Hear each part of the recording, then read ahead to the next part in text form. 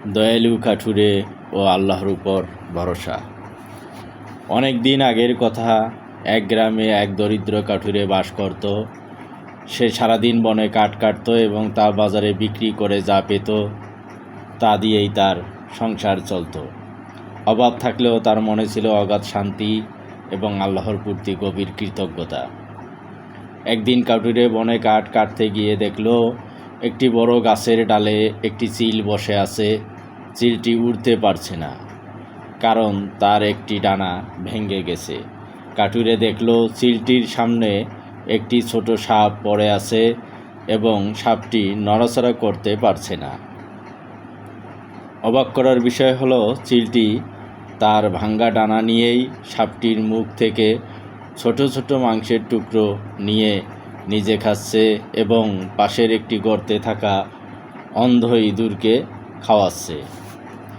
এই দৃশ্য দেখে কাঠুরে স্তব্ধ হয়ে গেল। সে ভাবল, সুবহানাল্লাহ, যে আল্লাহ একটি ভাঙ্গা ডানার চিল এবং একটি অন্ধ ইঁদুরকে বনের গভীরে এভাবে আহার পৌঁছে দিতে পারেন, তবে আমি কেন এত দুশ্চিন্তা করি?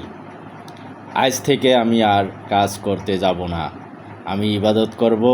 আল্লাহ নিশ্চয়ই আমার ঘরেই রিজিক পৌঁছে দেবেন। কাঠুরে কাজ ছেড়ে দিয়ে মসজিদে গিয়ে ইবাদতে মগ্ন হলো।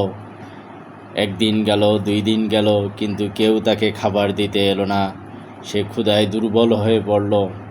তখন সেই মসজিদের ইমাম সাহেব তার অবস্থা দেখে বললেন, হে ভাই, আপনি কেন কাজ ছেড়ে দিয়ে এখানে বসে আছেন?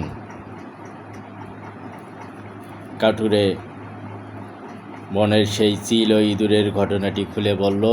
সব শুনে ইমাম সাহেব মুচকি হাসলেন এবং বললেন, ভাই, আপনি চিলটির উপর আল্লাহর রহমত দেখলেন, কিন্তু আপনি নিজেকে কেন সেই অন্ধ ইঁদুর হিসাবে কল্পনা করলেন?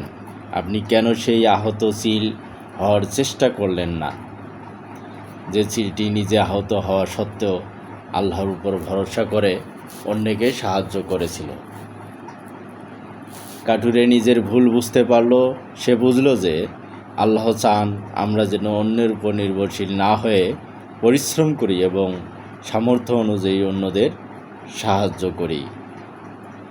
আল্লাহর উপর ভরসা করার অর্থ হাত পা গুটিয়ে বসে থাকা নয়, বরং সাধ্যমতো চেষ্টা করে ফলাফলের জন্য আল্লাহর উপর নির্ভর করা। সবসময় নেয়ার চেয়ে